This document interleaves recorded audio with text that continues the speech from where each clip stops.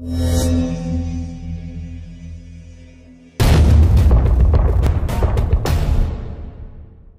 Students, आज की video में हम क्लास 10 की केमिस्ट्री का chapter number 3 metal and non metals इस चैप्टर का एक इम्पॉर्टेंट टॉपिक डिस्कस करने वाले हैं, chemical properties of metals. Last video में हमने डिस्कस किया था मेटल्स एक्चुअल में क्या होती हैं, उनके क्या एग्जाम्पल हैं, मेटल्स को क्यों हम इलेक्ट्रो पॉजिटिव कहते हैं, ये सारी चीज़ें। साथ ही हमने फिजिकल प्रॉपर्टीज़ को भी डिस्कस किया था जो मोस्ट इंपॉर्टेंट होती हैं मेटल्स के लिए। क्लियर? बाकी आज की वीडियो में बहुत सारे इंटरेस्टिंग चीज़ें आपको मालूम होने वाली हैं, जैसे कि एक एग्जांपल के तौर पर आप सब जानते ही हैं कि गोल्ड जो होता है ना वो लीस्ट रिएक्टिव होता है। प्लैटिनम, गोल्ड, इस तरह की जितनी भी चीज़ें हैं, बल्कि आप सिंपल बोलिए जितने भी मेटल्स हैं वो सभी एक मिक्सचर में डिज़ोल्व हो जाती हैं। अब वो मिक्सचर क्या होता है, कैसे उसको तैयार किया जाता है, इस तरह की बहुत सारी चीज़ें आपको आज की वीडियो में मालूम होने वाली हैं। तो वीडियो को स्टार्टिंग से लास्ट तक देखिएगा बिना स्किप करके। मेरा नाम तुषार भारद्वाज और ये आपका अपना फेवरेट चैनल साइंस वर्ड। तो चलिए स्टार्ट करते हैं साइंस वर्ड चैनल पर आज की वीडियो को केमिकल प्रॉपर्टीज़ ऑफ मेटल्स के टॉपिक के साथ। देखिए आज की वीडियो में हम 6 इम्पॉर्टेंट केमिकल प्रॉपर्टीज़ को डिस्कस करेंगे, जिसमें नंबर फर्स्ट पर है reaction of metals. Reaction of metals with oxygen. जब आप मेटल की रिएक्शन कराते हैं ना ऑक्सीजन के साथ, देखिए मैंने आपको लास्ट वीडियो में भी समझाया था कि सारी रिएक्शंस याद करना पॉसिबल नहीं है। ठीक है, कुछ रिएक्शन आप याद कर भी सकते हैं, पर सबसे अच्छा और बेस्ट ऑप्शन ये है कि आप प्रॉपर्टीज़ याद कर लीजिए। जैसे कि मैंने अभी मार्क किया है reaction of metal with oxygen, metal की ऑक्सीजन से रिएक्शन, बस आप इतनी बात याद रखिए। ठीक है, देखिए एग्जाम के लिए आप सारी चीज़ें लर्न नहीं कर सकते हैं, उससे बेनिफिट भी नहीं है। आप बेसिक जो चीज़ें हैं उनको याद रखेंगे, बाकी खुद से फिर रिएक्शंस को लिखने की कोशिश करेंगे। प्रैक्टिस करके देखिए, बहुत इजी लगेगा आपको। तो मेटल की रिएक्शन करानी है हमें ऑक्सीजन के साथ। अब देखिए मेटल के लिए मैंने एग्जांपल क्या लिया है यहाँ पर, सोडियम जब ऑक्सीजन से रिएक्शन करता है तो क्या बनाएगा, सोडियम ऑक्साइड। और सोडियम ऑक्साइड क्या है, मेटल ऑक्साइड। यहाँ पर देखिए ये जो बेसिक रिएक्शन है ना वो लिखी हुई है यहाँ पर कि भाई मेटल ऑक्सीजन रिएक्शन करते हैं और मेटल ऑक्साइड बना देते हैं। अब एक इम्पॉर्टेंट चीज़, बल्कि मोस्ट इम्पॉर्टेंट चीज़ मैं मार्क कर देता हूँ उसको, बेसिक ऑक्साइड। समझिएगा ध्यान से, मेटल जब ऑक्सीजन से रिएक्शन कर जाती है ना तो मेटल ऑक्साइड बनता है। और ये मेटल ऑक्साइड कैसा होता है, बेसिक ऑक्साइड बोलते हैं हम इसको। कैसा होता है ये, बेसिक ऑक्साइड। अब इस बात का मतलब क्या है, इस चीज़ को क्लियर करते हैं, क्योंकि बच्चों को इसमें बड़ा कन्फ्यूजन होता है और एग्जाम में भी क्वेश्चन ज़रूर आता है। मोस्ट इंपॉर्टेंट टॉपिक है ये। ठीक है, देखिए जब बेसिक ऑक्साइड बन जाता है ना मतलब मेटल ऑक्साइड बन जाता है, या आप सिंपल ऐसा भी कह सकते हैं कि जितने भी मेटल ऑक्साइड्स होते हैं वो बेसिक होते हैं नेचर में।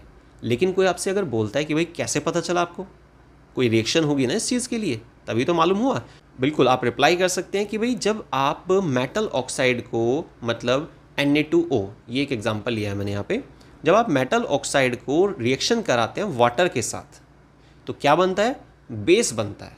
और ये इस चीज़ का प्रमाण है, प्रूफ है कि metal oxides are basic in nature.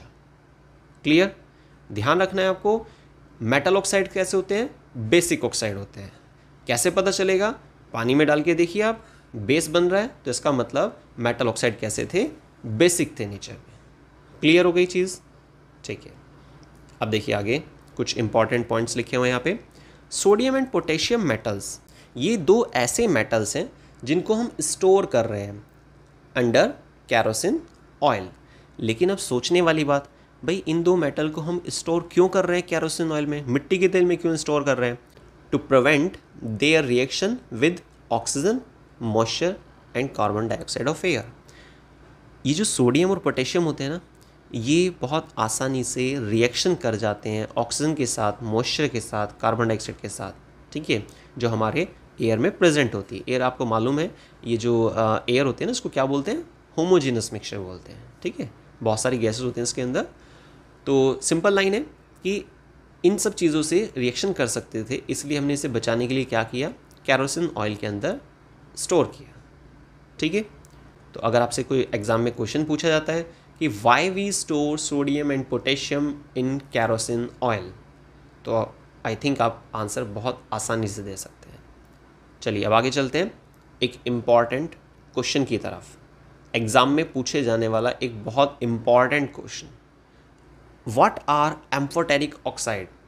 Amphoteric oxide किसे कहते हैं, ठीक है, ध्यान से समझिएगा इस चीज़ को। अब देखिए इसकी डेफिनेशन कहाँ से स्टार्ट हो रही है। दोज मेटल, ठीक है, those metal oxide, metal oxide मतलब एक मेटल और आगे फिर ऑक्सीजन जुड़ा होगा उसके साथ, है ना। तो those metal oxide which show basic as well as acidic, ज़रूर नहीं है पहले आप एसिडिक लिख दीजिए बाद में बेसिक, उससे कोई दिक्कत नहीं है। तो ऐसे मेटल ऑक्साइड जो क्या करते हैं, एसिडिक और बेसिक दोनों तरह का बिहेवियर दिखाते हैं, तो उसको क्या बोलेंगे, एम्फोटेरिक ऑक्साइड। अब इसके लिए बेस्ट एग्जांपल क्या है, एल्यूमिनियम और जिंक ऑक्साइड। अगर आपको कन्फ्यूज़न होता है तो आप एल्यूमिनियम ऑक्साइड और जिंक ऑक्साइड ऐसे लिखेंगे ना, क्लियर, नीचे वैसे रिएक्शन से पता चल जाएगा आपको, ठीक है।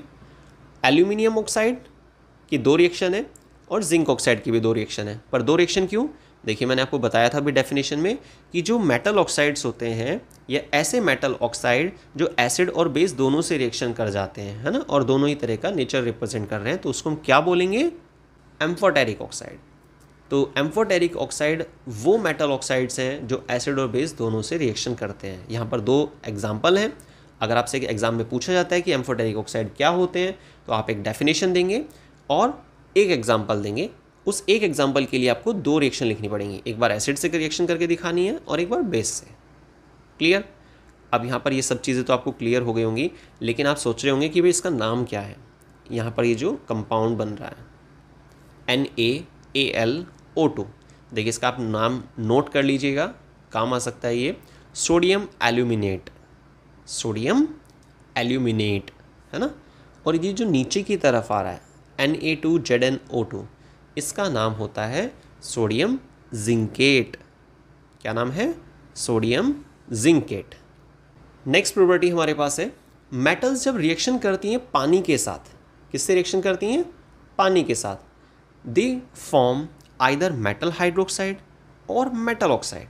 अब 2 पॉसिबिलिटी हैं, जब आप मेटल को पानी से रिएक्शन कराएंगे ना तो या तो मेटल हाइड्रोक्साइड बनेगा या फिर मेटल ऑक्साइड बनेगा, साथ में हाइड्रोजन गैस वो रिलीज हो जाएगी। लेकिन अब ये जो 2 पॉसिबिलिटी दिखाई जा रही है ना, तो कौन सी कंडीशन है जिसमें मेटल हाइड्रोक्साइड बनता है और कौन सी कंडीशन है जिसमें मेटल ऑक्साइड बनता है, इस चीज़ को क्लियर करते हैं। देखिए सबसे पहले यहाँ पर एक लाइन लिखी है, when they react with the steam, main line, when they react with the steam, जब मेटल रिएक्शन करती हैं स्टीम के साथ तो क्या बनता है, मेटल ऑक्साइड बनता है। क्या बनता है, मेटल ऑक्साइड। अगर स्टीम से रिएक्शन कर रही हैं तो नीचे रिएक्शन लिखी हुई है, बिल्कुल सिंपल। अब देखिए नेक्स्ट केस क्या है, एल्यूमिनियम की भी रिएक्शन दिखा रखी है यहाँ पर वाटर से, मतलब स्टीम की फॉर्म में जो था, तो एल्यूमिनियम ऑक्साइड बनेगा और साथ में हाइड्रोजन गैस रिलीज हो जाएगी। लिख देता हूँ मैं यहाँ पे H2। Next main line, when they react with the cold और हॉट वाटर, अगर मेटल हॉट वाटर से रिएक्शन कर रही हैं या ठंडे पानी से रिएक्शन कर रही हैं तो वो ऐसी स्थिति में क्या जनरेट करते हैं, हाइड्रोक्साइड। अब आप बात समझ गए होंगे कि भाई अगर स्टीम से रिएक्शन करेगी मेटल तो बनेगा ऑक्साइड, और अगर मेटल ने रिएक्शन किया ठंडे पानी से या गर्म पानी से तो बनेगा हाइड्रोक्साइड, क्लियर। इस चीज़ के लिए भी यहाँ पर देखिए आपको एग्जांपल मिल जाएंगे। अगर आप ध्यान से समझेंगे ना चीज़ों को, आपको बस क्या करना है, फोकस करना है, ठीक है। जिस भी चैप्टर के जिस टॉपिक की वीडियोस आपको दिखाई जा रही हैं, अगर आप उसको ध्यान से देखेंगे, ध्यान से सुनेंगे, समझेंगे तो सारी चीज़ें आपको पॉइंट टू पॉइंट क्लियर हो जाएंगी। और फिर भी अगर आपको किसी भी टॉपिक में किसी भी लाइन में कन्फ्यूज़न होता है ना तो आप तुरंत कमेंट कीजिए, कोशिश की जाएगी जल्द से जल्द उसका रिप्लाई करने की। और अगर टॉपिक ज़्यादा एक्सप्लेनेशन वाला होगा तो उस पर एक डेडिकेटेड वीडियो बना दी जाएगी। Some metals do not react, लेकिन कुछ ऐसी मेटल्स भी होती हैं जो रिएक्शन नहीं करती हैं वाटर के साथ, ठीक है, चाहे स्टीम ही क्यों ना हो, जैसे कि गोल्ड, सिल्वर एट्सेट्रा, ठीक है। ये लीस्ट रिएक्टिव मेटल्स होती हैं, इसलिए ये रिएक्शन नहीं करती हैं। रिएक्टिविटी सीरीज़ हम इसी चैप्टर में आगे देखेंगे सेपरेट वीडियो में, क्लियर। तो याद रखना है कि कुछ मेटल्स हैं जो रिएक्शन नहीं करती हैं, एग्जाम्पल आपके सामने आ चुके हैं। अब आते हैं नेक्स्ट प्रॉपर्टी पर, number 3rd property, reaction of metals with dilute acid. जब रिएक्शन होती है मेटल्स की डाइल्यूट एसिड के साथ। डाइल्यूट मतलब जिसमें वाटरी फॉर्म ज़्यादा होती है, मतलब वाटर ज़्यादा अमाउंट में होता है इन कंपेरिजन एसिड पार्ट के, ठीक है, तो उसे डाइल्यूट बोलते हैं। कंसनट्रेटेड जिसमें क्या होता है, वाटर की जो नंबरिंग होती है, वाटर का जो लेवल होता है वो काफ़ी कम होता है इन कंपेरिजन एसिड पार्ट के, ठीक है। सिंपल सी लाइन है, एसिड ज़्यादा है तो कंसनट्रेट होता है, एसिड पार्ट अगर कम है तो डाइल्यूट होता है। चलिए खैर, अब इसमें एग्जांपल देखते हैं। सोडियम की रिएक्शन आप कराएंगे HCl के साथ तो क्या बन रहा है, सॉल्ट बन रहा है और हाइड्रोजन गैस रिलीज हो रही है। लेकिन आप नोटिस करना थर्ड रिएक्शन को, थर्ड रिएक्शन में देखिए प्रोडक्ट की तरफ क्या लिखा है, नो रिएक्शन, क्योंकि कॉपर जब HCl से रिएक्शन करता है ना, कॉपर क्या होता है, लीस्ट एक्टिव होता है। कैसा होता है, लीस्ट एक्टिव होता है, बहुत कम अभिक्रियाशील होता है, तो इसकी इतनी पावर नहीं होती है, सिंपल आप ऐसा भी कह सकते हैं कि हाइड्रोजन को हटा सके। HCl में से हाइड्रोजन को हटाने के लिए आपके पास पावर, मतलब मेटल के पास जो पावर होती है वो H से, मतलब हाइड्रोजन से थोड़ा ज़्यादा होनी चाहिए। अगर कम पावर है तो वो H को नहीं रिप्लेस कर सकता है। इसी वजह से यहाँ पर कहा गया है कि प्रोडक्ट नहीं बन पाएगा थर्ड रिएक्शन में। चलिए अब आगे चलते हैं। जैसे कि मैंने आपको स्टार्टिंग में बताया था कि एक ऐसा मिक्सचर होता है जिसमें चाहे कोई लीस्ट एक्टिव मेटल क्यों ना हो, गोल्ड हो या जो भी XYZ, तो वो सब भी डिज़ोल्व हो जाती हैं, सारी मेटल डिज़ोल्व हो जाती हैं। अब ऐसा मिक्सचर कौन सा होता है, वो है एक्वा रेजिया। तो एक्वा रेजिया एक वो फ्रेशली प्रिपेयर्ड मिक्सचर होता है जिसमें हम 1 पार्ट लेते हैं, किस चीज़ का, मेन चीज़ जो आपको याद रखनी है, जिसमें बच्चे कंफ्यूज हो जाते हैं। 1 पार्ट लेते हैं कंसनट्रेट नाइट्रिक एसिड का, क्लियर, और 3 पार्ट लेते हैं कंसनट्रेट हाइड्रोक्लोरिक एसिड का। याद रखना है 1 पार्ट नाइट्रिक एसिड और 3 पार्ट हाइड्रोक्लोरिक एसिड, ठीक है। कंसनट्रेट और डाइल्यूट का मतलब क्या होता है वो अभी हमने समझ लिया था। अब देखिए नीचे जो है ना एक रिएक्टिविटी सीरीज़ लिखी है, इस रिएक्टिविटी सीरीज़ में आपको हाइड्रोजन देखिए मिल जाएगा, मैं इसको मार्क कर देता हूँ। ये जो हाइड्रोजन है ना, हाइड्रोजन से लेफ़्ट की तरफ ये रिएक्टिव मेटल्स हैं, और हाइड्रोजन से राइट साइड में जो होती हैं वो लीस्ट रिएक्टिव मेटल है। वैसे नीचे एरो डाला हुआ है। पोटेशियम से अगर आप गोल्ड की तरफ जाते हैं, गोल्ड मतलब AU, ये सिंबल होता है गोल्ड का। पोटेशियम से जब गोल्ड की तरफ जाते हैं ना तो रिएक्टिविटी घटती चली जाती है लगातार। तो ये रिएक्टिविटी सीरीज बहुत काम आती है, तो इसको आप लर्न कर लीजिएगा। साइंस में देखिए मुश्किल से 10-15% चीज़ें होती हैं जो याद करनी होती हैं, बाकी सब चीज़ें समझनी है आपको, रटना नहीं है। साइंस का मतलब ही होता है टू नो, मतलब जानना, ठीक है। आगे चलते हैं। खैर नेक्स्ट नंबर 4th प्रॉपर्टी की तरफ, रिएक्शन ऑफ मेटल। अब इस बार क्या करना है, हमें मेटल की रिएक्शन करानी है साल्ट सॉल्यूशन के साथ। अब देखिए साल्ट सॉल्यूशन कौन सा लिया हमने यहाँ पे, जिंक सल्फेट। जब कॉपर रिएक्शन करेगा ना जिंक सल्फेट के साथ, तो सोचिए क्या प्रोडक्ट बनेगा, नहीं बनेगा, क्योंकि रिएक्टिविटी सीरीज़ में आप ध्यान से देखना जिंक से नीचे की तरफ आता है। देखिए जिंक यहाँ पर है ना, और कॉपर यहाँ पर है, तो जिंक से नीचे है ना कॉपर, तो कॉपर तो लीस्ट रिएक्टिव हुआ, तो लीस्ट रिएक्टिव वाला ज़्यादा रिएक्टिव वो कैसे हटा देगा भाई, कोई चांस नहीं है। तो इस तरह की चीज़ें आप ध्यान रखेंगे तो 4th प्रॉपर्टी बहुत आसानी से क्लियर हो जाएगी। Next number 5, metals react with the chlorine to form the ionic chloride. Metal जब क्लोरीन से रिएक्शन करती हैं तो क्या बनाती हैं, आयनिक क्लोराइड बनाती हैं, CaCl2 एग्जाम्पल के लिए, ठीक है। Next number 6th property, reaction of metals with the hydrogen. जब मेटल रिएक्शन करती है ना हाइड्रोजन के साथ तो क्या बनेगा, मेटल हाइड्राइड बनता है, जैसे कि कैल्शियम हाइड्राइड यहाँ पर बनाकर दिखाया गया है। H के नीचे 2 क्यों आ रहा है, ये जो 2 आ रहा है सोचिए आप, क्योंकि कैल्शियम की वैलेंसी 2 होती है ना, इसलिए क्रॉस पैटर्न के हिसाब से लिखा जाता है। फर्स्ट की वैलेंसी सेकंड के नीचे आती है और सेकंड की वैलेंसी फर्स्ट के नीचे आती है, तो CaH2 बन जाएगा। H की वैलेंसी तो 1 होती है, वो मालूम है आपको। हालांकि वैलेंसी कैसे फाइंड की जाती है और किस तरह से हम आयनिक कंपाउंड बना सकते हैं, इन सब टॉपिक्स पर भी हमने वीडियोस बनाई थी, आपने ज़रूर देखा होगा। और 1% भी अगर आपको डाउट होता है तो मेरी रिक्वेस्ट है आप प्लीज़ एक बार वीडियो को ज़रूर देखिएगा। वैलेंसी कभी आप भूलेंगे ही नहीं, ठीक है, वैलेंसी आप कभी नहीं भूल पाएंगे अगर आपने उस वीडियो को देखा होगा तो। और नहीं देखा है तो डिस्क्रिप्शन बॉक्स में आपको लिंक मिलेगा या आई बटन पर लिंक मिल जाएगा, आप एक बार ज़रूर देखिएगा, रिक्वेस्ट है मेरी। क्योंकि देखिए वैलेंसी निकालना, आयनिक कंपाउंड क्या होते हैं, कोवलेंट कंपाउंड क्या होते हैं, केमिस्ट्री का भी अपना एक बेसिक होता है, ठीक है।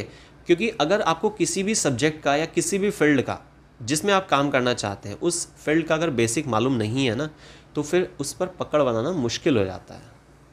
आप जैसे स्टूडेंट हैं, आप पढ़ाई कर रहे हैं, तो तो जो भी सब्जेक्ट स्टार्ट कर रहे हैं उसका पहले बेसिक क्लियर कीजिए। ठीक है, आई थिंक आप सभी प्रॉपर्टीज़ को बहुत अच्छे से समझ चुके होंगे।